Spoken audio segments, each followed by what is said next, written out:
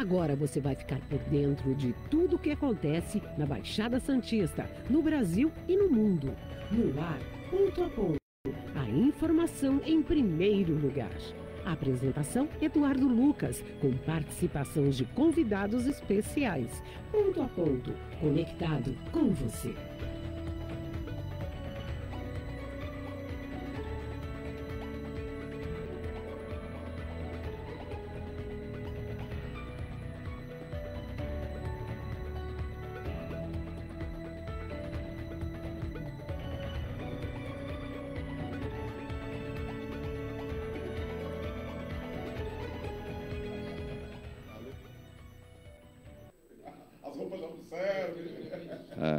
Olá, bom dia, 8h41, começando mais uma edição do Ponto a Ponto, aqui de Santos, litoral de São Paulo, para todo o planeta, via radiostarnewsantos.com, pelo nosso aplicativo. Você pode e deve baixá-lo, é de graça, né, para levar aí a programação 24 horas com muita música e informação durante todo o seu dia. Hoje, segunda-feira, 5 de fevereiro, já estamos chegando ao Carnaval. Essa semana, já na sexta-feira, começa o Reinado de Momo. Vale lembrar que aqui em Santos o Carnaval já começou. Tivemos final de semana na sexta e no sábado os desfiles de Carnaval. Deixa eu aproveitar já nessa abertura. Bom dia, Virgínia. Eu não sabia que ele era um carnavalesco tão feliz, né? E por falar em feliz, está felicíssimo ele também juntando Carnaval e futebol. O nosso querido Flávio Jordão, né? Que está residindo em Brasília, foi visto aí, na verdade, filmado, fotografado como um grande folião na Passarada do Samba aqui em Santos, a Passarada Drauzio da Cruz. Um abraço ao Flávio Jordão, também feliz com o seu São Paulo, que ontem, no tempo normal, ficou no 0x0 com o Palmeiras, mas nos pênaltis venceu e ganhou a Supercopa aí entre campeão brasileiro e campeão da Copa do Brasil. Então, por isso, parabéns aí também aos tricolores. Hoje, segunda-feira, Dia Nacional da Mamografia, importante, né, exame para todas as mulheres. Dia Nacional do Datiloscopista e também dia do dermatologista. Olha quantas atividades importantes para todos nós aí, para a saúde de todos, com certeza. Ponto a Ponto está no ar também pelo nosso aplicativo e também pelo Facebook, Rádio Star News Santos, Facebook Ponto a Ponto e pelos portais radios.com.br e Radiosnet. Olha quantas formas de você nos ver e nos ouvir. 24 horas no ar, você já ouve. Inclusive, deixa eu parabenizar, Virgínia, muita gente elogiando aí. Inclusive, mandar um abraço ao nosso querido Marcelo Modesto aí, que mandando um grande abraço. Também um abraço especial ao Luiz Plácio, pelo especial do final de semana do Phil Collins, né? Ex-vocalista do Genesis e uma carreira solo brilhante. Pena que o uso em excesso de bebidas alcoólicas atrapalhou um pouquinho a carreira desse genial Phil Collins. Bom dia, Virgínia. Bom dia. Tá aí, maravilha. Então, vamos pegar aqui também o bom dia dos nossos convidados. Vocês estão por aqui. Vamos falar.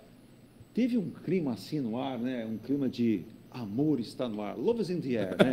Na última sexta-feira, entre o presidente Lula e o governador Tarcísio Gomes de Freitas. E um momento, eu achei que estava naquele momento ali, num stand-up comedy, né? Com piadas, porque a gargalhada do governador de mexer aqui assim, essa região aqui do abdômen, que ele não parava, bochechas rosadas, e o presidente, que eu comentava aqui antes de começar o programa, viu, gente? Com o Ailton. O presidente Lula é um encantador, né? Depois cada um escolhe o final da frase.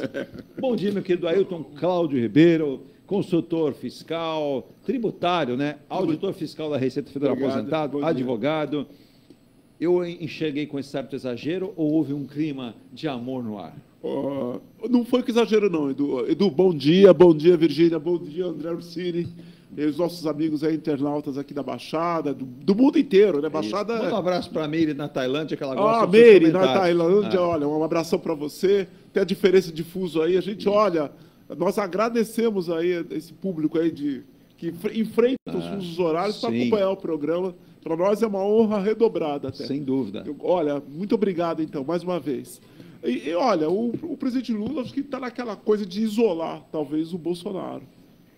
De isolar, eu digo de enfraquecer o Bolsonaro, porque o Bolsonaro é o grande, digamos assim, expoente da direita. Agora tem os candidatos que vão surgindo também na ala direita, como o Tarcísio, talvez outros governadores, mas os dois mais visíveis são o Tarcísio e, óbvio, o Bolsonaro. Eu acho que o Lula está naquela coisa de enfraquecer o Bolsonaro. Mas eu acho que é perigoso. É perigoso porque às vezes, ele não enfraquecer o ex-presidente, ele pode estar criando um adversário tão ou mais competitivo até. Porque tem, desculpe te interromper, que tem a máquina de um Estado poderoso nas mãos. Sim.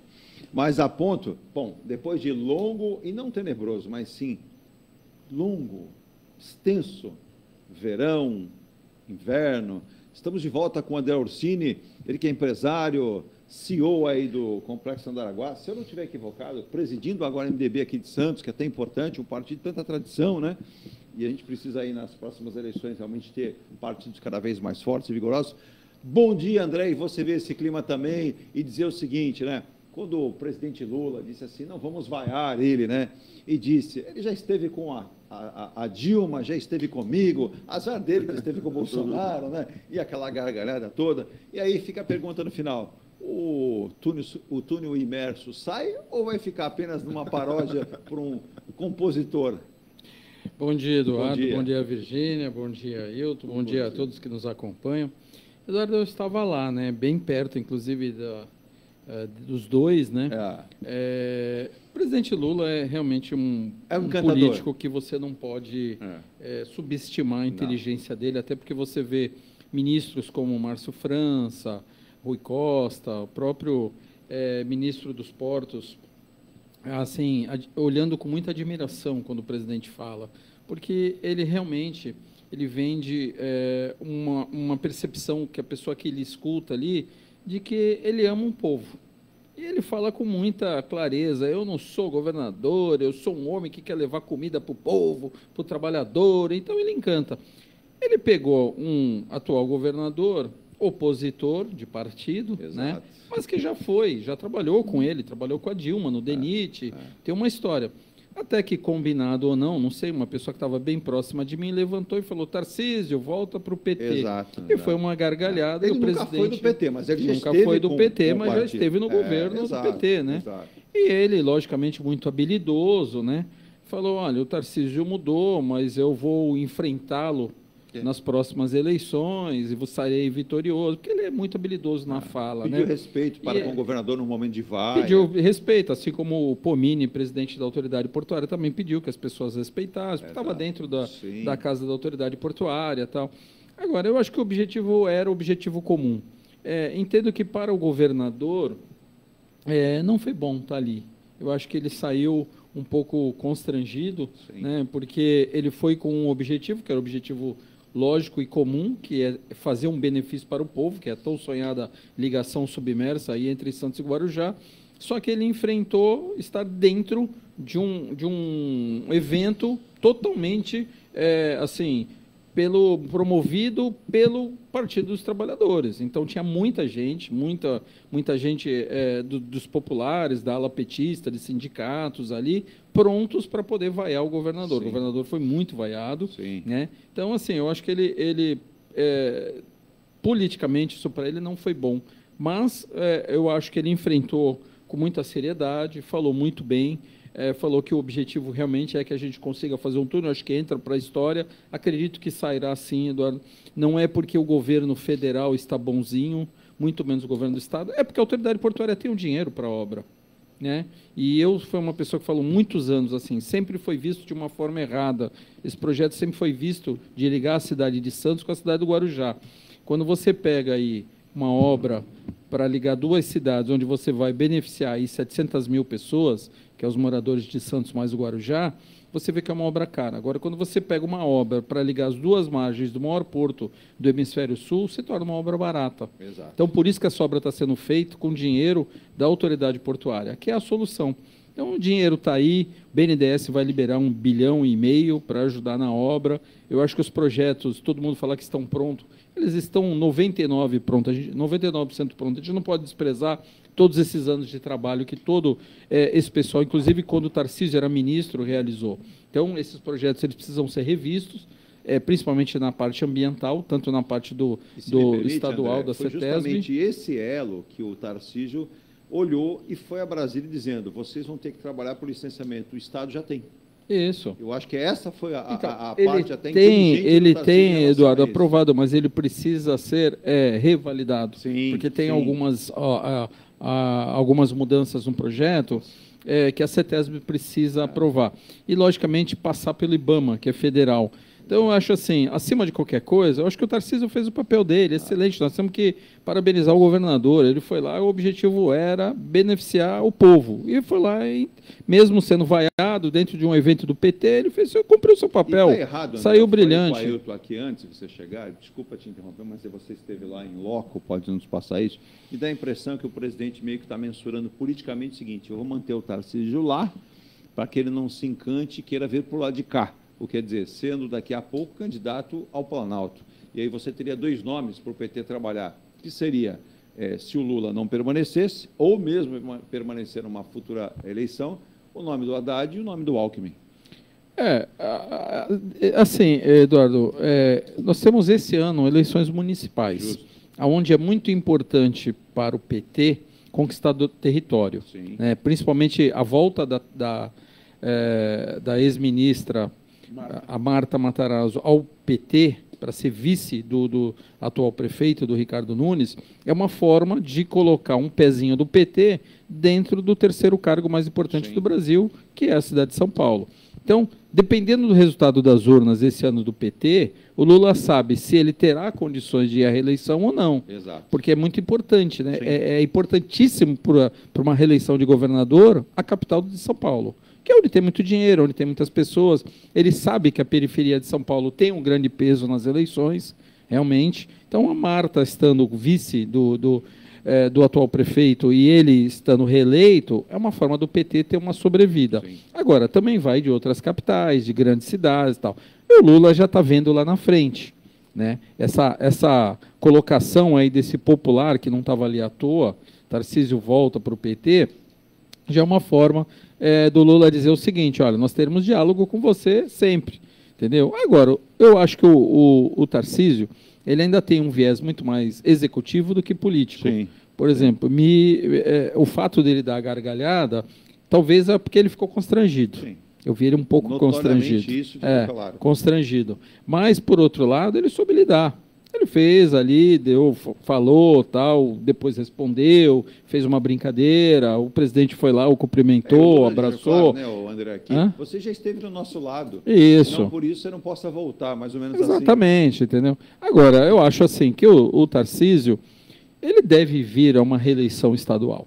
Ele sabe que ele ainda não está pronto para enfrentar uma eleição nacional. Exato. Né? Porque, assim, ele é um carioca, teve muita dificuldade para ganhar o governo do Estado, ganhou, inclusive citando aprendendo agora. Campos Elíseos, na época, Campos dos Elíseos, né? Foi uma fala dele muito errada, mas ele sabe que ele tem muito ainda que fazer. Se ele conseguir entregar obras como, por exemplo, essa, ele vai ter uma projeção nacional. E aí sim ele virá lá para frente. Mas assim, é muito cedo, viu, Eduardo? Eu acho que assim, fundamental para o PT hoje é o resultado das eleições municipais que nós teremos esse ano. Não tenha dúvida. E só antes da gente ir para o nosso intervalo e voltar com o bloco cheio para que nós possamos comentar esses e outros assuntos, a volta, e o André colocou muito bem, é Marta Matarazzo, que desde que ela separou-se de Eduardo Suplicy, ela faz questão, muitas vezes, para falar que chame de Matarazzo e não de Marta Suplicy. É uma observação que muita gente não percebe. Embora seja a grife política dela, Marta Suplicy. Mas você sabe que eu vi outro dia... mas está trazendo muito embate ainda do PT. Uma ala do PT não quer saber nem de conversar com a Marta, né? Eles não criou desgaste. Ainda essa semana tem reunião no PT. O presidente Lula vai ter que aparar essas arestas. Diga, Ailton. Eu só queria fazer um comentário em cima do que o André falou. É o seguinte, o Lula, quando se candidatou, ele falou, não, essa aqui é a minha última eleição. Agora ele se traiu. Agora, quando ele falou, olha, quer dizer, ele já está preparando... Você já viu alguém que come um tablete de chocolate quando está na metade e fala assim... vou guardar esse vai ser meu último chocolate. Vou guardar esse aqui para depois. Né? Isso não existe. Mas existe. E outra coisa é que, embora o Tarcísio tenha sido hostilizado, digamos assim, às vaias, constrange qualquer um. Mas, por outro lado, em termos de direita, ele capitaliza com os setores mais radicais. Exato. Porque cria um antagonismo. Olha, você vê, eu fui vaiado por eles. Eu não estou do lado deles. Sim. Quer dizer, também tem que pesar esse elemento. A sua observação e a do André são muito pertinentes, a gente vai comentar. E outro lado, a gente vai para o intervalo, que me chama a atenção, foi o governador, ex-ministro Tarcísio Gomes de Freitas, chamar para o lado. Hoje, o governo do Estado de São Paulo mira muito a questão de infraestrutura, a questão do túnel e da segurança pública. Infelizmente, nós tivemos mais um policial militar da rota, inclusive uma imagem muito ruim, né? Ele mesmo filmou a sua morte, porque ele levou um tiro no rosto, um tiro que acertou a sua vista, e uns acreditam em karma, outros não. Em 2018, esse mesmo policial morto em Santos perdeu um irmão, também policial militar, que foi alvejado na frente da base em Santo André e foi morto ali.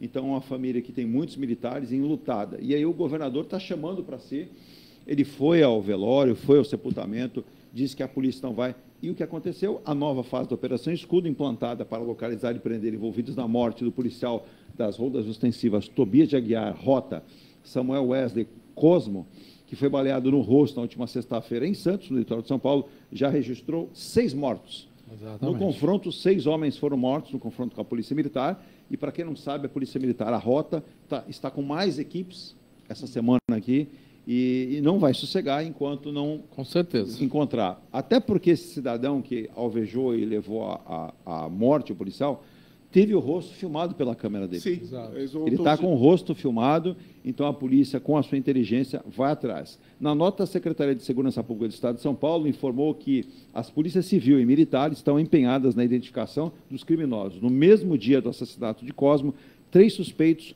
2 de 24 anos e 22, foram detidos na rodovia Anchieta Imigrantes, próxima a Cubatão. No entanto, não é possível afirmar que eles tenham envolvimento com a morte desse policial. Então, a gente sabe que o governador está muito empenhado, o próprio secretário de Segurança, Guilherme Derrite, esteve aqui na Baixada Santista e está aí no momento, né? Muita gente discute, a gente vai falar na volta, a argumentação do Estado em relação à Operação Escudo. Há quem diga que vira uma briga, uma guerra interminável. Morre aqui, mata-se ali. A gente vai ao intervalo em nome de Muniz Logística Soluções de Comércio Exterior, há mais de 23 anos, cuidando de toda a logística e todo o despacho aduaneiro que você precisa. Forte Vistorias Automotivas.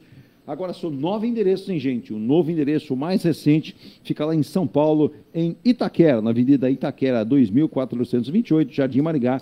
Forte Vistorias, 9 unidades para atender você. Também Eng Life e Eng Plus. A Eng Plus que convida você a conhecer esta maravilha aqui, ó. O Mykonos que vai ser entregue agora em março. Últimas unidades aí à sua disposição. Últimas unidades mesmo. Também tem aí o Ilha de Malta, que está no processo construtivo para 2025 e já lançado. Em breve vai ter um novo filme que vai chegar aqui para a gente colocar para você. É o Bali, hein? O novo lançamento da Eng Plus, onde a gente sempre lembra a qualidade faz a diferença. Mas se você está chegando em Santos, tem ainda um valor não tão alto, né? Mas quer fazer um ótimo negócio, mais de 90 unidades já comercializadas. Esse aqui, ó, Piazza Torino, da Eng Life, onde você vai encontrar o conceito Smart, hein, do Diogo Barroso, do Alexandre Suaide, do grupo Eng Plus. Acesse construtorengelife.com.br. Também Ronaldo Hammer, martelinho de ouro, o melhor martelinho de ouro do Brasil. Se você bateu o seu carro, deu aquela amassadinha, entre em contato pelo 974085990. Também M. Rocha Contabilidade. Alô, Marcelo Rocha, hein? Esta Rocha aí na contabilidade em São Vicente, trabalhando muito. Mecânica Eleomar, há 54 anos, deixando seu carro em dia. Olha que a gente é testemunha, né, Virgínia? Passe, faz uma revisão lá e pode viajar sossegado. Você viaja sossegado, a qualidade do Roberto Santana na Eleomar é de 54 anos. Também Escola Santista de Astrologia, Jorge, hein? E também Márcia Bernardo produzindo efeitos. Estou preocupado, o Jorge falou que nós vamos ter problemas aí na política mundial, nacional, questão de saúde nos próximos anos e muita coisa para ser falada também, né? E mandar um abraço ao Zé Luiz e toda a equipe da Tintas e Tintas, a loja que mais tem tintas. Virgínia, rápido intervalo e voltamos já com os nossos convidados com muitos assuntos. Mandar um abraço ao Antônio lá do Guarujá, ontem mandou mensagem, no domingo, mandou hoje já pela manhã, bom dia, Antônio Sanches de Pitangueiras. Triste demais. Eles têm 2 sobrinhos que ingressaram na Polícia Militar e ele tem o coração na mão, segundo ele, em relação ao que está acontecendo, essa coisa do crime organizado e para cima de policiais militares. Isso está acontecendo mesmo. Vou ao intervalo e volto já. Participação de Dininha Couto. Bom dia, amigos. É a Dininha que é de São Bernardo do Campo, grande Dininha, sempre lembrando que ela manda grandes recomendações para nós. Então, já que você lembrou da Dininha, deixa eu mandar um recado, então, aqui, antes do nosso intervalo, né? Até porque hoje já amanheceu, segunda-feira, dia 5 de fevereiro, com muito sol. Então, o sol, o que é? Sinal de praia lotada. O verão é sinal de praia lotada sempre, para manter a segurança e o bem-estar da criançada. Confira alguns cuidados, hein? Reforços do protetor solar a cada 2 horas. Garotada na praia, 2 horas, reforça aí esse protetor solar. No mar, as crianças devem sempre estar acompanhadas de quem? De você, de um adulto, sempre. Não tire o olho delas, hein? coloque nas crianças uma pulseira de identificação com o nome delas e o seu contato. O pessoal está ligando e perguntando, onde acha a pulseira? Nos postos com salva-vidas. Lá você tem a pulseira para você colocar a identificação. Quer saber mais? Acesse santos.sp.gov.br ou nas redes sociais. A sua diversão é a nossa praia. Prefeitura de Santos apoia essa ação. Eu vou ao intervalo e volto já. A Engelife Construtora, empresa do Grupo Enge Plus, apresenta o residencial Piazza Torino. 3 opções de plantas, com 38, 57 ou 67 metros quadrados. 13 espaços de lazer e conveniência. Plantão de vendas, Rua João Alfredo, 363, Santos. Visite o decorado. Fale com nossos corretores. WhatsApp 13 99151 9431. Engelife Construtora. Antes de comprar, Forte Vistoria. Antes de vender, Forte Vistoria. Laudo veicular, Forte Vistoria. Pra não se arrepender, Forte Vistoria. 3223-8383. 3223-8383. Forte Vistoria. Atendemos toda a Baixada. fortevistoriasautomotivas.com.br ou ligue 3223-8383. Forte Vistoria. Seu carro amassou? Nós da Ronaldo Hammer Martelinho de Ouro temos a melhor solução, com rapidez, agilidade e ótimo custo. Com 20 anos de experiência no mercado nacional e internacional, atendendo ao público em geral e a grandes montadoras. Somos especialistas em martelinho de ouro, funilaria e pintura express. Serviços realizados por profissionais qualificados, utilizando equipamentos e materiais de primeira qualidade. Traga o seu carro para uma avaliação com o mestre Ronaldo Hammer Martelinho de Ouro. Rua Comendador Martins, 191, Vila Matias, em Santos. Telefone 13 97408 5990. Venha morar na quadra da praia.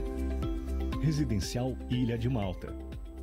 2 ou 3 dormitórios, terraço gourmet e até 120 meses para pagar. Lazer completo com academia, piscina, salão de festas, de jogos, grill e brinquedoteca. Plantão de vendas no local. Avenida Almirante Cochrane 32, Canal 5, Santos. Construção e incorporação Enge Plus. Acesse engeplus.com. Mecânica Eliomar, oficina especializada multimarcas, com garantia de segurança em todos os serviços, injeção eletrônica, elétrica e mecânica em geral. Mecânica Eliomar, essa você pode confiar. Que tal poder contemplar essa vista do seu novo endereço? Residencial Mykonos, o imóvel dos seus sonhos com a qualidade Enge Plus. Apartamentos de 2 ou 3 dormitórios, 3 opções de plantas e até 120 meses para pagar. Lazer completo com piscina, salão de festas, espaço grill, brinquedoteca, salão de jogos e academia. Localização excepcional, perto de tudo. Rua Ricardo Pinto 63. Plantão de vendas no local. Construção e incorporação Enge Plus. Acesse engeplus.com. Há mais de 2 décadas, a M. Muniz Logística constrói diariamente uma grande relação de confiança com forte atuação em soluções de comércio exterior.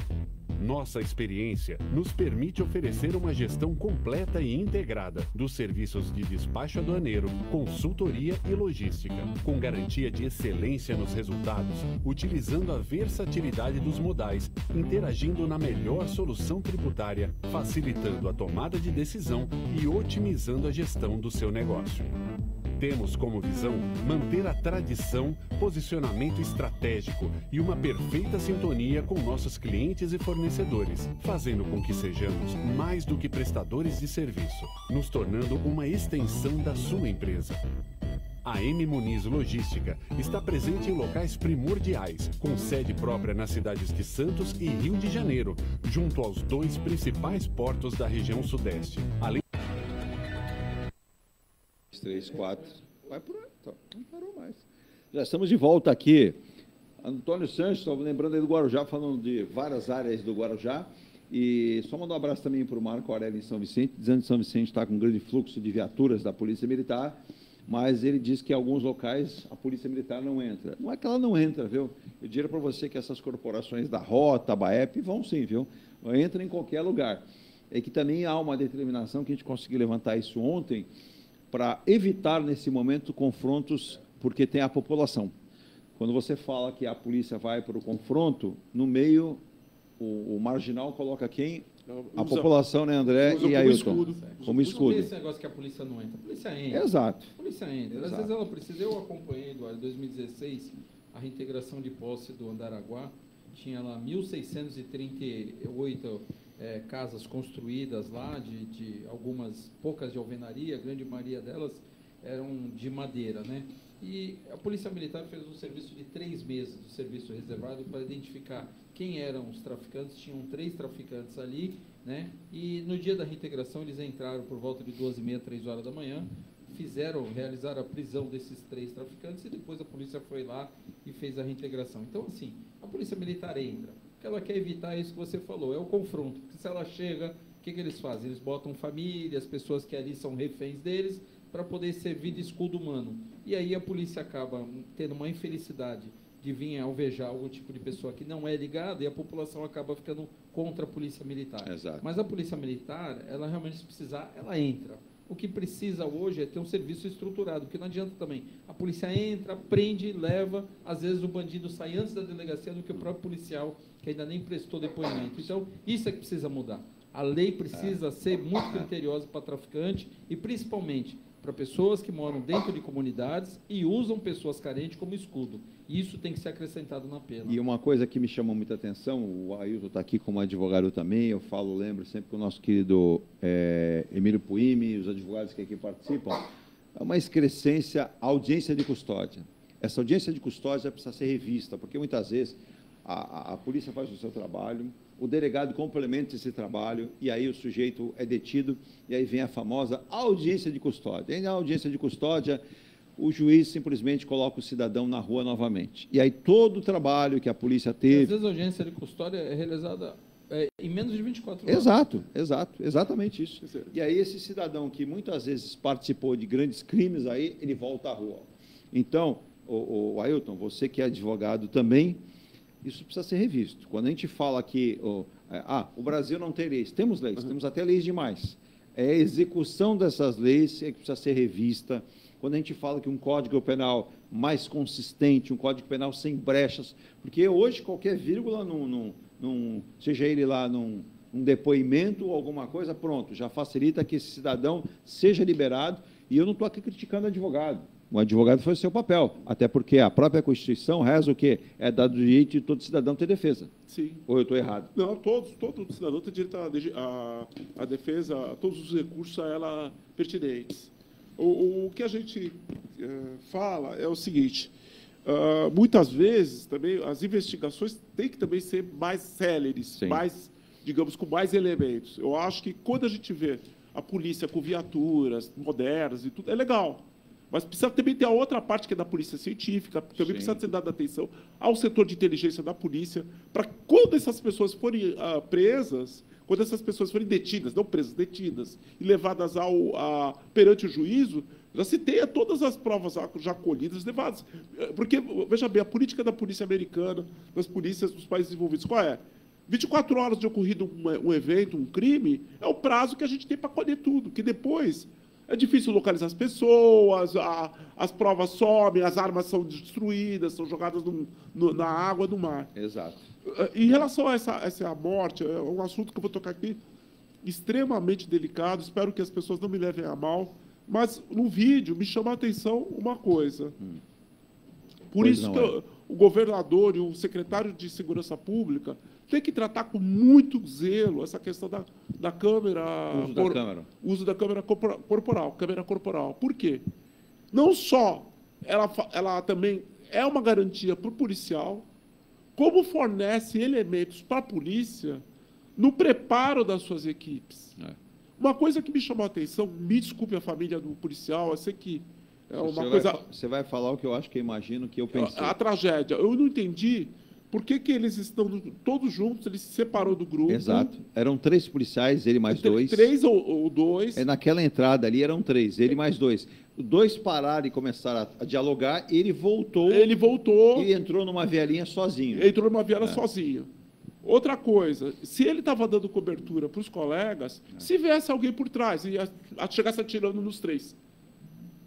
Porque se ele está distraído, olhando para uma direção e vem alguém por trás, porque essas comunidades, elas são labirintos. Exato. Ali é espaço que mal passa uma pessoa. Me parece que ali houve uma distração desses 3 policiais por algum motivo. Outra coisa, então... É difícil de falar aqui, mas é o que você disse. Depois ele entrou nessa viela e a imagem da própria câmera mostra o marginal de azul já atirando. Já atirando, mas veja bem, se fossem 3 policiais ali, fechando, não digo entrando no espaço, que nem dava para passar 3 ao mesmo tempo, mas fechando na boca ali.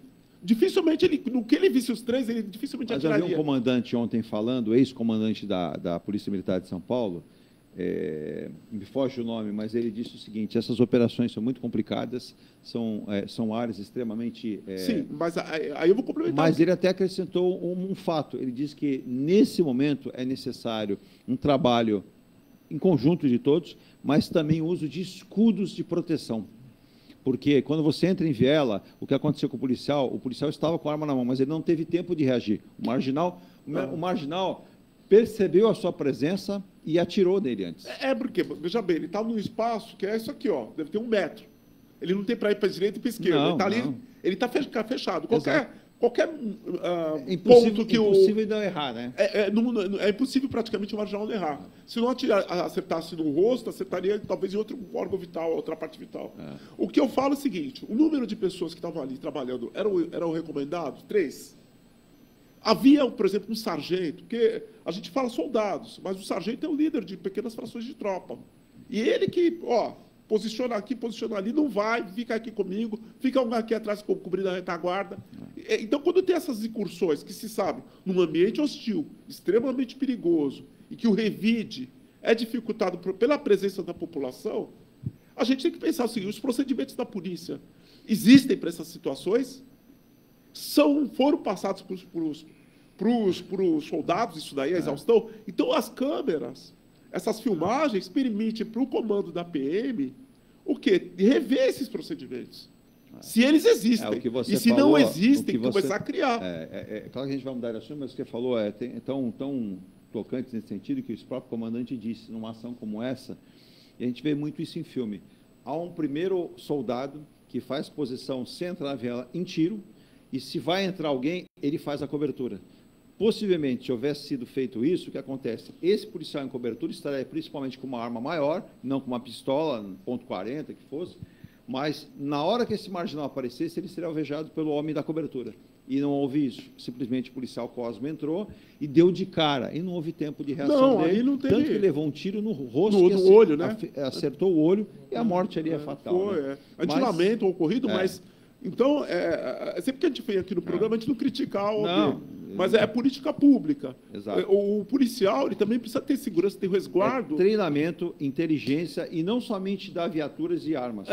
Também importante. Elas são importantes, mas equipamentos. O treinamento, a valorização do policial. E para resguardar a própria vida do policial, para evitar que, por exemplo, dessas ações que, às vezes até na indignação que ocorreu com o colega lá, ou a colega também, que foram fortes lá em São Paulo e tudo. Sim. Que o colega fica... De forma covarde, né? De forma covarde, a pessoa fica tomada. Mas, às vezes, nesse impulso de querer fazer, de querer realizar, a pessoa está se expondo. Vocês devem lembrar, o André, há algum tempo atrás, não sei se foi no ano passado, ano passado, eu acho, mais comecinho do ano, onde o marginal em São Paulo conseguiu dominar a arma de um policial, 2 policiais, e ele sacou a arma e alvejou os 2.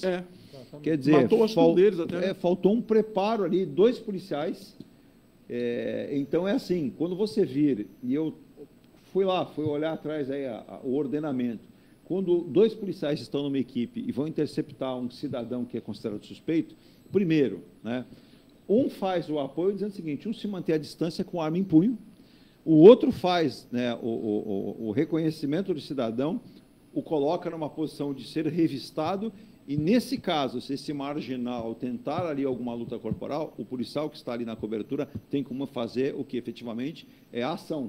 Nunca eles 2 devem ir ao mesmo tempo sobre esse marginal, sobre abordagem que ficaria perigosa. Mas, só voltando a falar na visita de sexta-feira na autoridade portuária, o Ursini, você tem sido comentado sempre, né? Todos os jornais da região, aqui nós temos vários companheiros com vários programas como o nosso aqui. E nesse momento de uma onda positiva, né, o Ailton, pensando aqui, presidente vindo para cá, obra do túnel que vai sair, o governador também já autorizou, e já é um fato oficial, 24 meses será o período de estudos para a terceira rodovia, né, terceira pista da rodovia para a descida da Serra, para ligar a nossa Baixada Santista. É claro que o Complexo Andaraguá é algo privado, não é uma obra governamental. Mas você entende que essa onda boa, de repente, infraestrutura que a Baixada necessita. Eu estava lendo agora, nós fomos aí no final do ano no Sul, né, Virgínia? E a gente percebeu quantas obras de infraestrutura estarão surgindo em Santa Catarina. Ponte, viaduto, túnel, novas rodovias, duplicação, acesso. E aí você vê, prefeito André Orsini de tal cidade conversou com o prefeito Ailton de tal cidade. Vice-governador de Santa Catarina dá aval para a ligação entre duas cidades em cima de rio para construir uma ponte, já porque o governador estava viajando. Obras vão ser feitas aqui. Você acredita que esse viés de onda positiva pode trazer para nós? Eu torço demais, André, eu torço demais. O nosso modal aéreo é inexistente na região e precisa ser feito. Olha, Eduardo, assim, eu não tenho visto. Eu conversei com o governador Tarcísio em outubro, fui ao Palácio, apresentei o projeto para ele, conversamos sobre isso, né, e mostrei para ele. No final ele ainda falou, eu sou fã desse projeto, eu já conhecia e tal. Mas, assim, eu não vejo como hoje o governo do Estado tem como agir sobre isso. Por quê? Porque hoje o que a gente precisa é resolver, junto à comunidade indígena, quais são as suas reivindicações. Porque, na verdade, eles hoje se colocam de uma forma que eles não querem um empreendimento. Mesmo estando a 2 quilômetros de distância do empreendimento, eles colocam assim, a gente não quer o empreendimento, a gente não quer que o empreendimento aconteça. E aí envolve o Ministério Público Federal, né, que já saiu da parte estadual. Sim. E entra na parte federal. Hoje, há uma certa atenção com relação ao que está acontecendo com as comunidades indígenas, lá para o lado do Amazonas, sim, do Pará. Então, está muito sensível qualquer tipo de conversa que você venha a ter com o governo federal, né, de dizer o seguinte, a gente precisa ter ali um entendimento com uma comunidade. O governo federal está muito fechado com relação a isso. Ele coloca de uma forma o seguinte, olha, tudo é não. Não. Então, assim, a gente não tem visto um avanço de diálogo com relação a isso.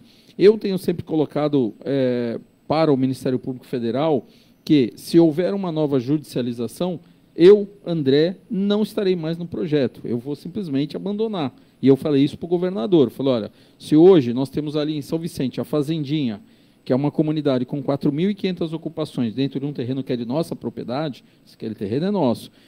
No terreno do Andaraguá, o senhor pode ter certeza que o senhor vai ter a maior invasão de área do Estado de São Paulo e do Brasil. Porque se em 2 milhões de metros, onde tem a Fazendinha, tem 4.500 ocupações, no terreno do Andaraguá, que são 12 milhões, o senhor pode pôr 15 mil invasões ali que o senhor vai ter. Então, é uma questão, eu acho, de entendimento por parte do governo do Estado, do governo federal, que o melhor pode acontecer, até para a preservação da comunidade indígena, é o próprio Andaraguá. Por quê? Porque é um empreendimento que ele vai estar estabelecido, ele vai ter um responsável, ele vai ter pessoas que são donas, que têm endereço fixo e que vão responder pela integridade da comunidade, que são pessoas, né, que moram lá a 2 quilômetros. A partir do momento que você não pode fazer o empreendimento, e a gente tem um custo lá anual, Eduardo, que beira quase 7 milhões de reais, são 4,5 milhões por ano de IPTU, mais 1,8 milhão mais ou menos por ano de segurança privada para tomar conta da área. E a partir do momento que você não pode utilizar a área, não faz sentido você ficar gastando aí 7 milhões por ano para manter algo que você não pode usar. Exato. Não tem isso. Eu falei para o governador, falei para a prefeita de Praia Grande e falo todos os lugares que eu vou. O que vai acontecer? A própria comunidade indígena vai ser prejudicada. Exato. Né? Mas aí a promotora fala, o senhor está cometendo um crime ambiental. Eu não estou cometendo um crime ambiental. Eu estou simplesmente dizendo que eu não tenho mais condições nós estamos há quase 20 anos sustentando isso. Essa comunidade, André, me permita, Ailton, se quiser acrescentar, fica à vontade, Ailton. Sim. Ela estava nessa região? Não, eles foram para lá exatamente 6 anos depois que a gente iniciou o licenciamento ambiental. E eles falam isso no documento, que foi feito um estudo de componente indígena que a FUNAI solicitou. Sim. E está lá declarado, nós viemos para cá em 2013. O nosso licenciamento, ele virou processo na CETESB em 2008. né? Nós iniciamos em 2007, ele virou 2008. Eles foram em 2013. E o próprio Cacique, ele fala, a gente sabia do desenvolvimento do projeto. Corrija, você, em momento algum, se furtou a auxiliar essa comunidade? Não. Até de colocá-los a gente, então, a gente foi lá e sempre tivemos, a ideia é o seguinte, eu sempre falo o seguinte, a gente tem que partir do princípio que nós estamos lidando com pessoas, independente se é comunidade indígena ou não, nós temos vizinhos no empreendimento, como os temos dos dois lados, né? Claro. E a gente, o que a gente quer? A gente quer fazer as compensações que são devidas e muito mais, que a gente puder fazer por eles. Então, a ideia foi que a gente conseguisse um diálogo com eles, o que não foi permitido, só através da FUNAI. Aí a gente teve que contratar um estudo de componente indígena, através dos antropólogos foram lá e viram o que a comunidade queria. E, na época, nos foi solicitada a compra de uma área de 6 milhões de metros quadrados para poder colocar à disposição da comunidade. E a gente aceitou. O que aconteceu foi que, depois de 3 meses, né, a comunidade falou que não quer mais aquele acordo e que eles não querem que compre a área porque eles não querem um empreendimento. Então, assim, mudou-se radicalmente o entendimento com relação à existência do empreendimento. E de lá para cá, vai completar agora em março 2 anos, a gente está praticamente parado, né? Então, assim, a gente está numa iminência que eu estabeleci que até o meio desse ano a gente tem que ter uma solução para isso. Não dá mais para a gente continuar vivendo essa insegurança de saber se vai ter ou não vai ter o empreendimento, para a gente saber que decisão nós vamos tomar. Então, eu venho conversando aí com as autoridades federais para a gente saber que caminho que a gente vai tomar. Hoje, a gente não tem previsão nenhuma de poder ter alguma definição. Ailton, só para você comentar em cima do que ele falou, com todo respeito, seja lá qualquer comunidade indígena, e o André lembrou agora, a gente está tendo esse momento dos Yanomamis, está bem difícil, e eu respeito todos, eu entendo que eles têm que ser respeitados e preservados, mas em detrimento da manutenção de qualquer situação, e o André foi muito feliz em colocar, eles surgiram lá em 2013, quando algo nessa esfera evita que o progresso seja determinante para uma região que precisa desse progresso, e a gente fala aqui um complexo Andaraguá que procura respeitar tudo que a legislação permite, e aí você não tem esse entendimento, e aí, com todo respeito, eu vou repetir de novo, como a gente tem o caso da praia de Itaquitanduva, a praia de Paranapuã, em São Vicente. Lá foi colocada uma comunidade indígena e lá não acontece nada. Você não pode fazer nada lá, ele está lá.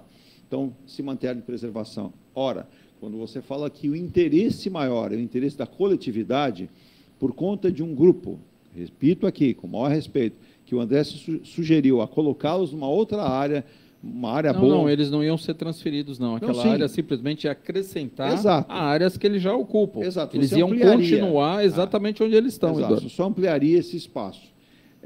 E não é aceito, e eles dizem assim, a gente não quer, porque a gente não quer, não vai acontecer nada. Como é que fica na tua visão, Ailton? Eu acho que houve recentemente um julgamento do Supremo Tribunal Federal, né, sobre a questão do marco temporal. Quer dizer, que é um componente que a gente tem que levar em consideração. Mas, pelo que o André descreveu, os indígenas eles foram para a área após a ocupação da área pelo complexo, é isso? Isso. E, na verdade, eles não tinham vínculo com aquela terra, com aquela região. Exatamente. Eles apenas se deslocaram para lá, eles vieram de outra área. Eles não estão dentro da nossa propriedade, eles estão numa área fronteiriça à nossa propriedade, né? Mas eles se instalaram lá, né? Foram colocados... Você descobriu, André, quem fez essa locomoção desse grupo? Sim, foi uma atividade política que acabou, na época, para prejudicar o empreendimento. Eu, lógico, não posso comentar, porque provavelmente vocês estão com advogados, tem os advogados do grupo e tudo, então eles estão cuidando. Eu acho que existem pontos aí que podem ser questionados, sim, até judicialmente, eu acho que... O Cláudio da Praia Grande, ele que é lá da Curva do Oeste, diz que é uma excrescência, né? Praia Grande perde empregos, a região perde empregos, e o Brasil perde um complexo importante. Nesses casos aí, eu falo, nos Estados Unidos, tudo bem, houve massacre tremendo dos indígenas e tudo, mas se chegou a fórmulas em que se deu compensações, até em casos em que os indígenas eram os ocupantes originários da região. E nesse caso não é o caso, né? Não é o caso. Então, se o grupo está oferecendo uma compensação, formas que não impacte no modo de vida deles lá, que eles possam ter acesso também a serviços de saúde, educação para as crianças da aldeia e tudo, eu acho que tudo isso daí tem que ser colocado na balança.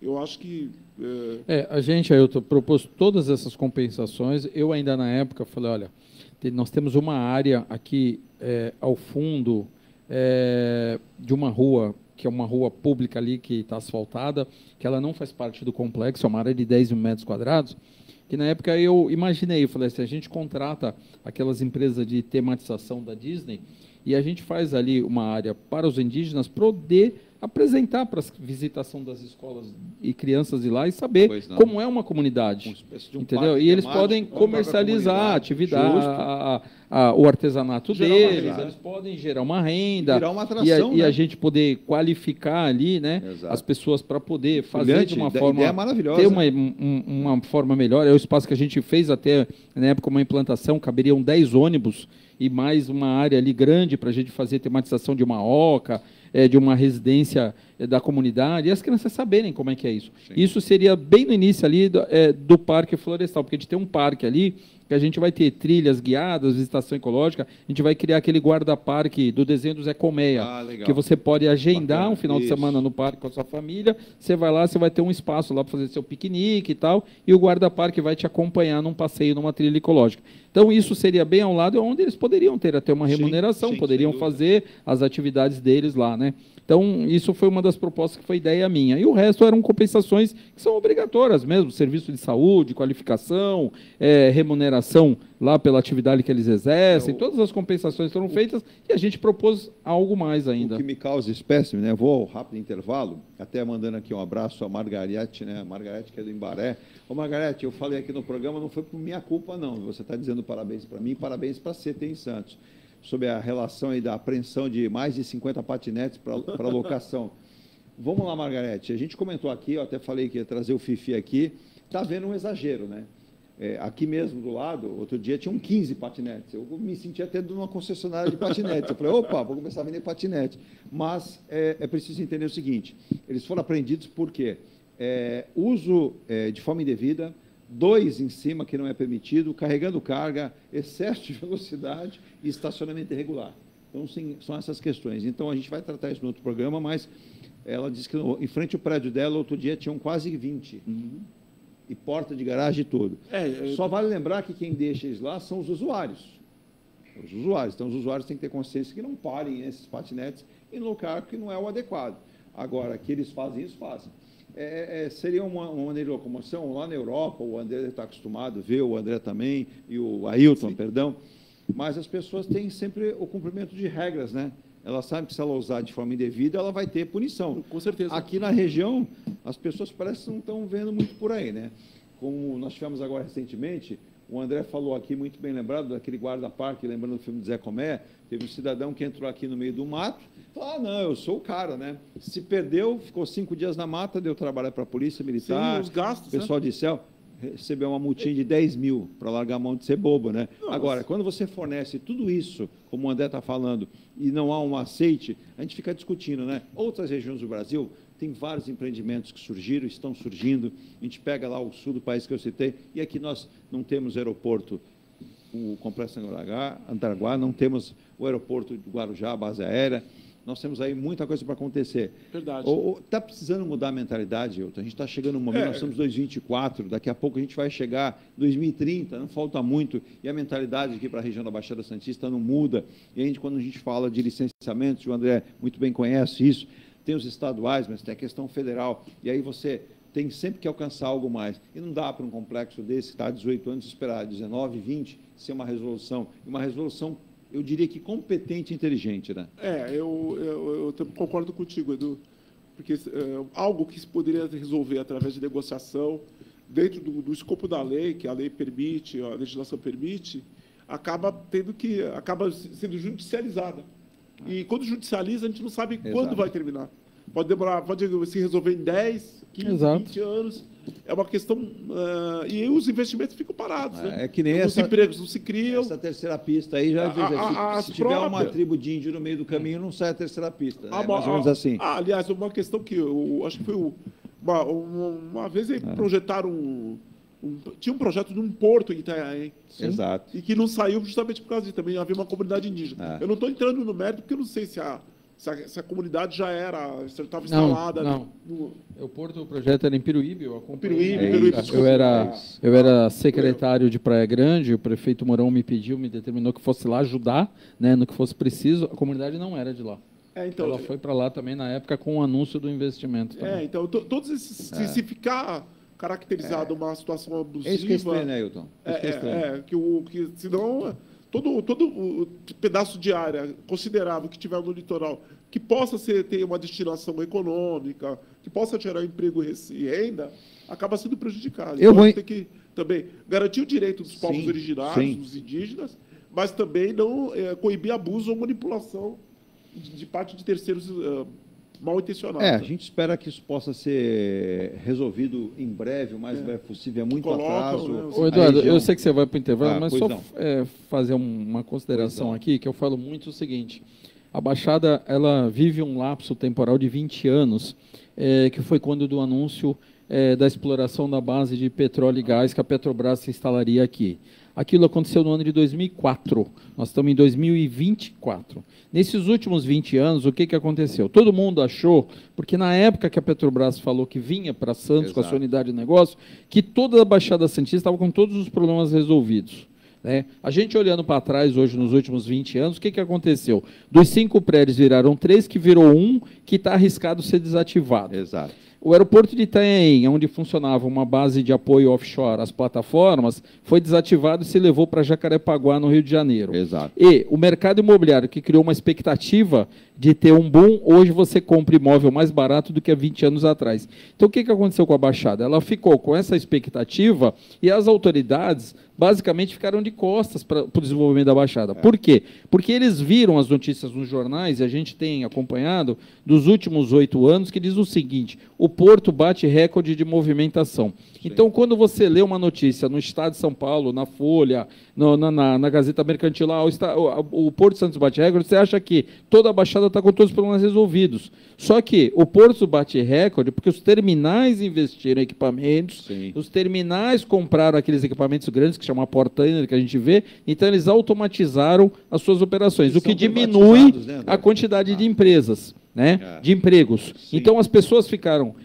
a gente tem hoje um índice de desemprego, uma média, acima da média nacional, na Baixada. Isso ninguém fala, mas a nossa média de desemprego é acima. É só ver o recuo, André, da Uzi Minas. Exato, a Uzi Minas é um grande exemplo disso. Então, hoje, a gente tem uma Baixada Santista muito produtiva na área portuária, a gente tem que agradecer, exatamente, porque entra muito ISS, mas a gente tem uma mão de obra muito... ociosa. Exato. Por quê? Porque a gente não teve novos desenvolvimentos. Então a gente ficou esses 20 últimos anos aí, e você pega, quando a gente fala um novo acesso para a Baixada Santista, gente, já não sabia disso há 15, 20 anos atrás? Claro. Por que não fizeram? Exato. E isso eu falei o ano passado, quando eu visitei 5 federações de indústria do estado para o evento que eu organizo, Indústria e Porto, que eu fui no Mato Grosso do Sul, Minas Gerais, e Goiás. Eu falei para eles assim: vocês acham que o problema de Santos é um problema de Santos e do estado de São Paulo? Só que se eu não escoar a soja de vocês aqui do Centro-Oeste, vocês vão ficar com a soja jogada aqui na produção e vocês vão ver a soja estragar. E vocês vão dizer que o problema não é de Santos, não é do estado de São Paulo. O problema do Porto de Santos é um problema nacional. Sim. O acesso ao Porto de Santos, de rodovia, é um problema nacional. Então, a gente tem que receber dinheiro, investimento nacional, para poder fazer escoar soja, escoar milho, trazer maquinário para a indústria. Então, o Porto de Santos ele tem que ter sempre investimento nacional e ele tem que ter sempre o olhar do Ministério com infraestrutura nacional. Exato. Porque o problema não é nosso, o problema é de todo o Brasil, Eduardo. E as pessoas olham como se o problema fosse só nosso. Você tem razão. E mais, acrescentando isso para o intervalo, o próprio governador Tarcísio diz que é hora e vez de implementar e investir em hidrovias. E aí a gente começa a perceber, há muito tempo o Brasil optou por um tipo de modal, que é o rodoviário. Sim. E aí esqueceu-se de fazer o que implementa o modal ferroviário. Só que você pode ter o ferroviário, o rodoviário, as hidrovias. A gente fala em cabotagem, a gente falou agora, recentemente, na última semana, o presidente do BNDES, o Aloysio Mercadante, ele disse: está na hora, já passou da hora, investimos o quê? Na fabricação de navios. E para quê? Para a gente ativar a nossa cabotagem, mas uma cabotagem com... Eu tive uma pergunta aqui, foi o Tadeu que perguntou de São Vicente. Espera aí, mas o Porto de Santos não tem calado. Não é o calado, na verdade, quem tem o navio. O canal não tem profundidade, mas o túnel que você perguntou... 366, que entrou semana passada, mostrou que realmente não precisa... ali na travessia. 366, comprimento. Agora, a profundidade que esse canal imerso, né, que tem gente falando, inclusive, submerso e imerso, será de 21 metros. Nesse primeiro momento foi o que foi falado. 1.700 metros de comprimento, né, de extensão, mais 21 metros. Acima disso, você terá o canal com água para a fluidez do porto. Isso é suficiente? Nesse momento é. O que foi os estudos agora. Pode ser que no impacto, né, que seja feito agora de novo, se pense, ao invés de 21, descer um pouco, não sei. A gente vai um rápido intervalo, Virginia, para a gente pegar a parte final do programa na segunda-feira aqui, e eu vou deixar já no ar o seguinte: crime e violência elevados afastam investidores e fazem o Brasil deixar de crescer 0,6 ponto do PIB. Eduardo, você que está falando isso? Não. Quem está alertando isso, quem está dizendo, é um estudo feito pelo Fundo Monetário Internacional que mostra que a insegurança no Brasil custa caro e diminui a produtividade da economia. Eu quero saber se os meus convidados concordam com isso. Não sou eu que estou falando. E a projeção do crescimento do PIB de 2,2% este ano é conservadora, diz secretário de Política Econômica. Também quero a opinião dos dois aqui para saber exatamente isso, vai funcionar ou não. E outra tendência do mercado que eu tive algumas pessoas, inclusive o doutor Roberto Monteiro mandou o que eu acho para fazer um programa sobre fusões. A última delas, na verdade não, a penúltima, que nunca é a última, a Arezzo e o Grupo Soma, que são donos aí da Hering e da Pharma, se juntaram, estão se juntando, somando aí um negócio para criar uma gigante da moda com mais de 12 bilhões de investimento. Então, em breve, você terá menos grupos, porque você vai somando, uns e outros vão se conectando, vão se juntando e vão formando grupos extremamente poderosos. Diga lá, Virginia, para o intervalo. Marcos Muniz, bom dia, excelente programa. Ursini, você acredita mesmo que essa ligação seca seja concluída neste governo? Bom dia, Marcos. Bom dia. Eu não acredito nesse governo, mas ela vai ser iniciada neste governo. Não concluída, mas iniciada eu acredito sim, porque o dinheiro está aí, a autoridade portuária precisa fazer alguma coisa com esse dinheiro. Ainda bem que você respondeu, porque eu ia perguntar. Começar, eu acho que até começa. Sabe aquela história de virar terra? Vira terra para cá, vira terra para lá? Não. A obra não vai se executar em 2 anos. Uma obra dessa, no mínimo 8 anos. No mínimo. Eu diria, Viduardo, com as técnicas que tem. Não, com as técnicas que tem hoje em 6 anos dá para marcar a inauguração. Agora, precisa realmente ter ali condições de ser feita. Né? O que não pode por exemplo, como já aconteceu em outros casos, você inicia a obra, vem o Ministério Público e embarga a obra. Exato. Aí você vai ver que embargou por questões, às vezes, muito como o VLT aconteceu aqui na Baixada, porque descobriu um sítio arqueológico, não sei o quê, embarga a obra, fica 2 anos. Descobriu o sítio arqueológico, você faz o isolamento daquela área, continua os estudos, faz a preservação do sítio arqueológico, mas dá continuidade à obra. O que não pode cada vez que há uma interferência, você vai lá e paralisa a obra. Exato. Vamos ao intervalo, Virginia, por favor. A Engelife Construtora, empresa do Grupo Enge Plus, apresenta o residencial Piazza Torino. 3 opções de plantas, com 38, 57 ou 67 metros quadrados. 13 espaços de lazer e conveniência. Plantão de vendas, Rua João Alfredo, 363, Santos. Visite o decorado. Fale com nossos corretores. WhatsApp 13 99151 9431. Engelife Construtora. Antes de comprar, Forte Vistoria. Antes de vender, Forte Vistoria. Laudo veicular, Forte Vistoria. Pra não se arrepender, Forte Vistoria. 3223 8383 3223 8383. Forte Vistoria. Atendemos toda a Baixada. fortevistoriasautomotivas.com.br ou ligue 3223 8383. Forte Vistoria. Seu carro amassou?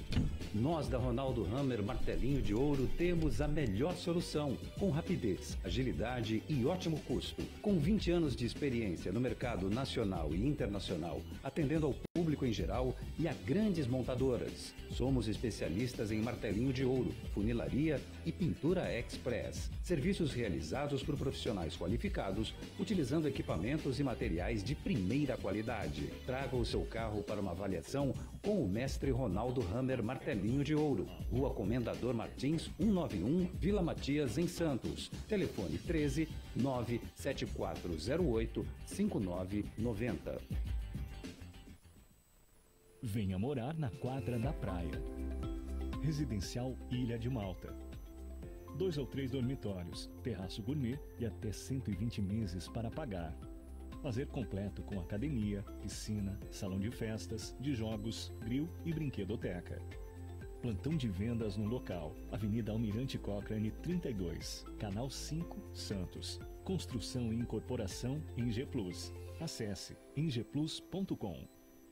Mecânica Eliomar, oficina especializada multimarcas, com garantia de segurança em todos os serviços, injeção eletrônica, elétrica e mecânica em geral. Mecânica Eliomar, essa você pode confiar. Que tal poder contemplar essa vista do seu novo endereço? Residencial Mykonos, o imóvel dos seus sonhos com a qualidade Eng Plus. Apartamentos de 2 ou 3 dormitórios, 3 opções de plantas e até 120 meses para pagar. Lazer completo com piscina, salão de festas, espaço grill, brinquedoteca, salão de jogos e academia. Localização excepcional, perto de tudo. Rua Ricardo Pinto 63. Plantão de vendas no local. Construção e incorporação Eng Plus. Acesse engplus.com. Há mais de 2 décadas, a M. Muniz Logística constrói diariamente uma grande relação de confiança com forte atuação em soluções de comércio exterior.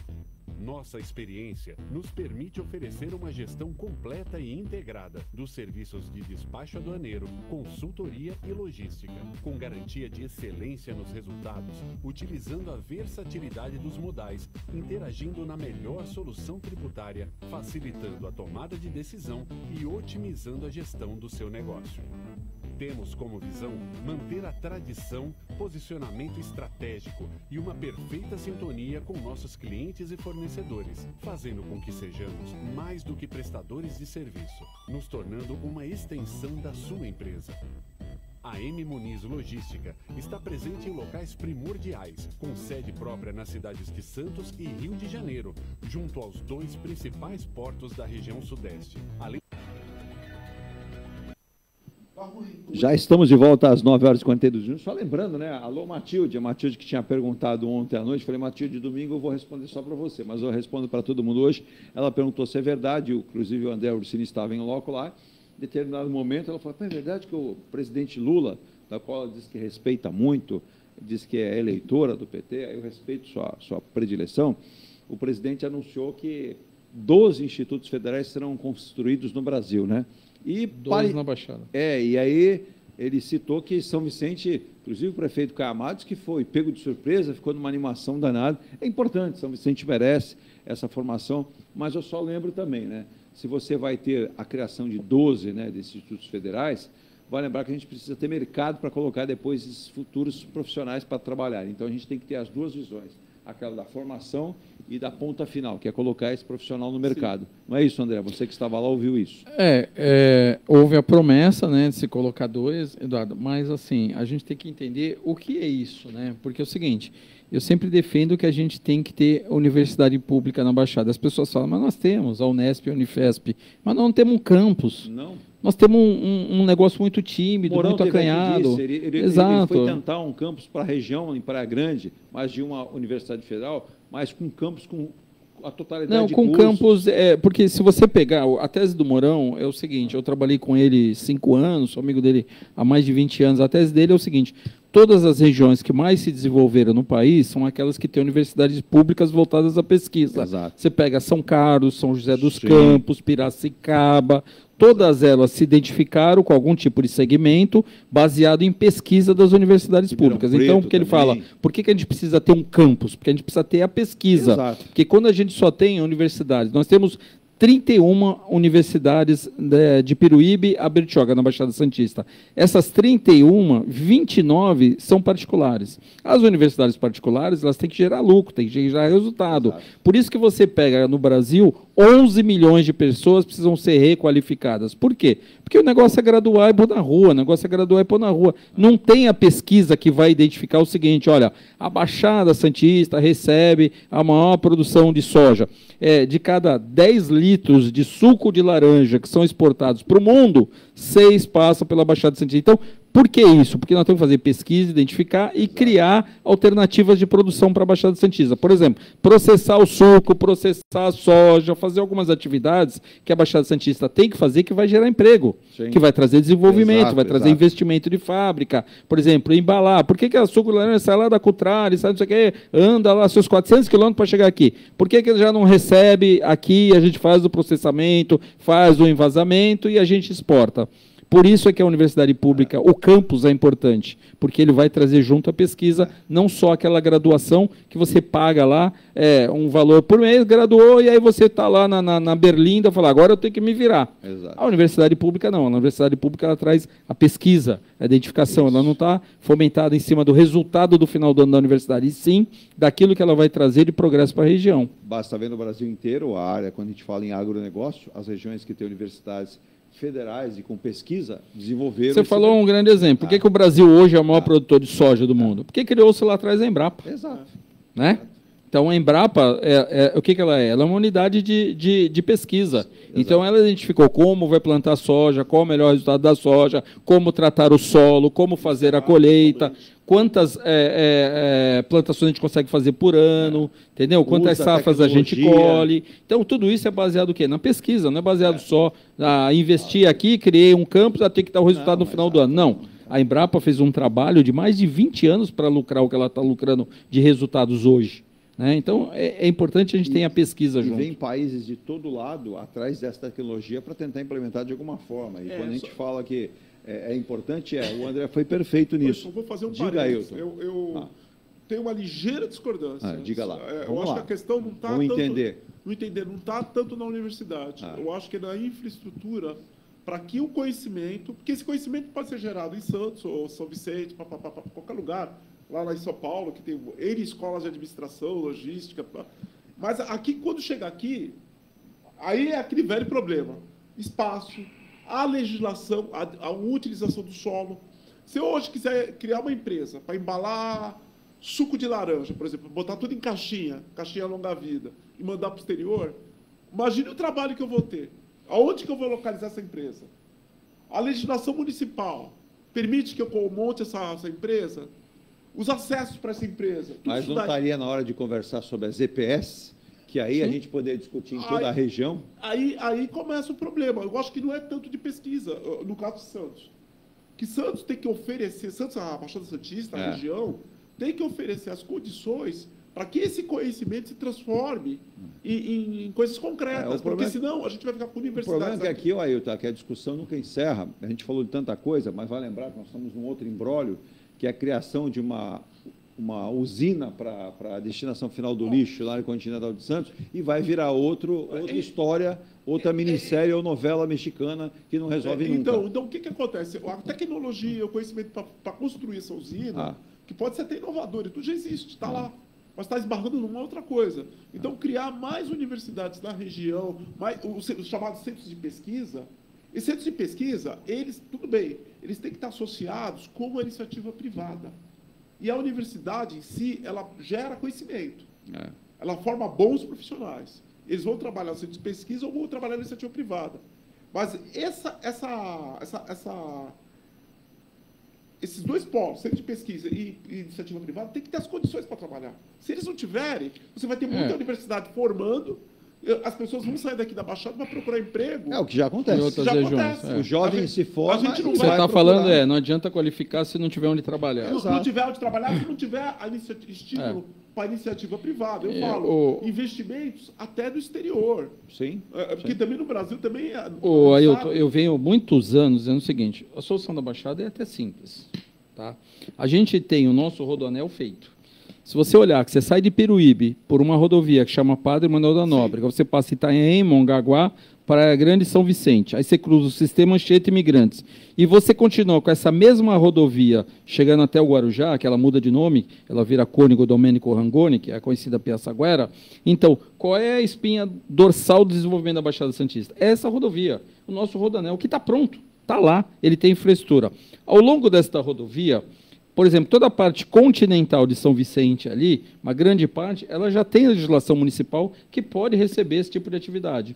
Você pega a Praia Grande, tem 2 grandes áreas que o zoneamento municipal é zona de uso diversificada. É a área do Andaraguá e a área do outro lado da rodovia, que tem 1.846.000 metros, que também é ZUD. Quando você pega Mongaguá, ao longo da rodovia, também permite. Você pega Itanhaém, inclusive onde está o aeroporto, também permite. E Peruíbe é que tem um pouco mais de restrição, sim, porque quando a demarcação dessa área indígena, ela acabou prejudicando. Por isso que eu falei para o prefeito Luiz Maurício ali que ele tem que criar um centro de tecnologia ali.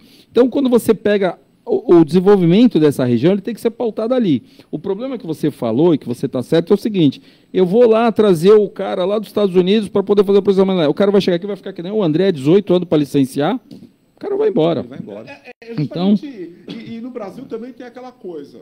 Às vezes a gente percebe nos investimentos um viés, assim, digamos, pseudo-nacionalista. Ah, não, mas vem do exterior, vou botar um gringo aqui, o gringo vai vir com um monte de exigências. Isso aí é errado. O investimento, quando é para produzir coisa nova, gerar emprego, gente, a gente tem que dar graças a Deus. Tem que levantar, acender uma vela. E a gente percebe essa falta de zelo com o capital estrangeiro. Que uma legislação que é difícil para nós que moramos aqui entender, imagine para quem vem do exterior. Exato. E se você pegar Singapura, Xangai, esses grandes polos lá do exterior, lá do Oriente, o que eles fizeram?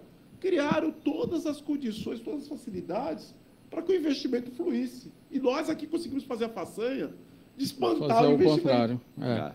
Entendeu? Então, não é falta de centro de pesquisa, é falta de juntar todos esses fatores e falar, vamos simplificar a legislação, os projetos vão melhorar, e uma coisa importante, qualidade dos projetos. Às vezes você forma bons engenheiros, bons administradores, bons economistas, mas nenhum deles tem uma formação legal para fazer o quê? Planejamento, fazer o projeto. Os projetos acabam ruins. Por exemplo, vamos fazer a ponte, vamos fazer o túnel. Mas ninguém chegou lá, passou com alguma máquina lá, ultrassom, sei lá, para ver o que tinha por baixo. O que acontece muito aqui na região. Às vezes o cara vai fazer uma obra, pega a tubulação da Sabesp, da Telefônica. Por quê? Porque ninguém chegou, fez essa parte do... É o levantamento de campo que é necessário a primeira etapa. Exato. Então, eu estou falando, são essas condições que faltam colocar. Tendo tudo isso aí, botando isso aí na balança, o investimento chega. Eu vou pegar, pela fala, inclusive, já que a gente citou o nome do deputado federal, Alberto Mourão, ele cita com muita propriedade, enquanto a região não entender que é uma região metropolitana e todos têm que ter o mesmo interesse, a mesma visão, sim, a gente não caminha de forma contundente para chegar a esse progresso. Aí você vê grupos que poderiam vir para cá, não vêm, e a nossa região ainda segue muito com a política do não. Quando você pega o Brasil inteiro, o progresso em várias regiões chegando com o aquecimento econômico, indústria chegando. Você veja que o setor automotivo está anunciando aí, Volkswagen, General Motors, investimento de bilhões no Brasil. Mas é um segmento ali. E eu vou fazer uma coisa, uma ressalva. O investimento ao longo dos anos. Sim. Quer dizer, sujeito a trovoadas e pancadas de chuva. Amanhã pode ser que esses 16 bilhões aí que Mas, por exemplo, os chineses chegaram agora, por exemplo, na Bahia, a BYD, que era uma área que era da Ford, veio com investimentos muito, muito fortes e com tecnologia, trazendo tecnologia de ponta, por exemplo, os veículos elétricos.